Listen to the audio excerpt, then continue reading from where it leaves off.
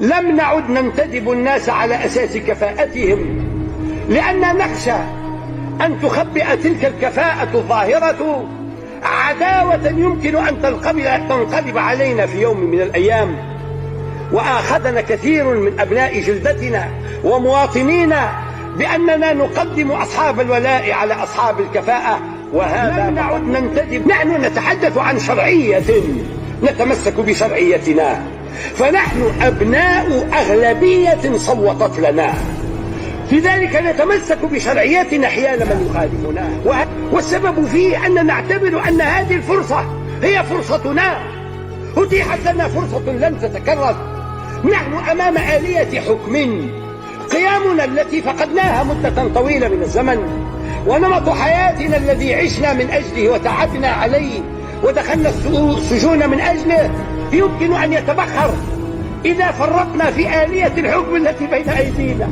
لسنا غفلا حتى نترك آلية الحكم هذه لغيرنا ونبقى ننتظر حتى يحصل وفاق بيننا وبينهم. فنحن متشبثون بكراسينا وماسكون بقدراتنا، ولن نسمح لغيرنا بأن ينازعنا فيها. ومرد هذا التفكير أيها السادة، وأنا أترك لكم التقييم، مرد هذا التفكير متشبثون بكراسينا وماسكون بقدراتنا، ولن نسمح لغيرنا بأن ينازعنا فيها. ومرد هذا التفكير أيها السادة، وأنا أترك لكم التقييم، مرد هذا التفكير شعور قائم فينا نحن معاشر الإسلاميين أو في جلنا، من كون الإسلام الذي نرغب فيه عيشا وحياة لا يمكن أن يتم إلا عن طريق الدولة.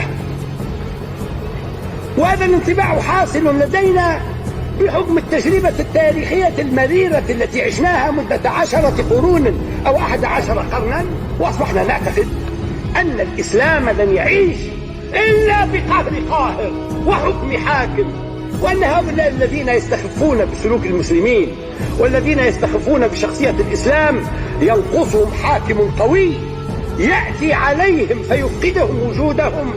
لذلك نحن نحرص على إقامة هذه الدولة، دولة القهر التي من خلالها سيطبق الإسلام. ورأيتم شعارات مغرية ترفع في شوارعنا وطرقاتنا ويتقدمها معممون وملتحون ومشائخ وعلماء ودعاة، كلهم ينادي بأحقية تطبيق الشريعة الإسلامية، ويرمون أن تطبق هذه الشريعة من طريق حاكم يحكم الناس قهرا.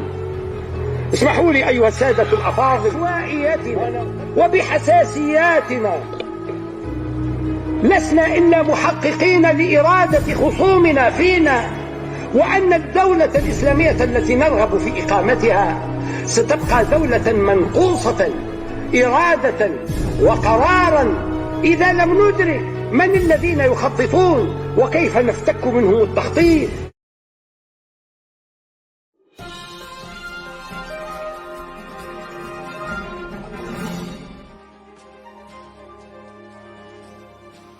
أقسم بالله العظيم أن أعمل بإخلاص لخير تونس، وأن أحترم دستورها وتشريعها، وأن أرعى مصالحها، وأن ألتزم بالولاء لها.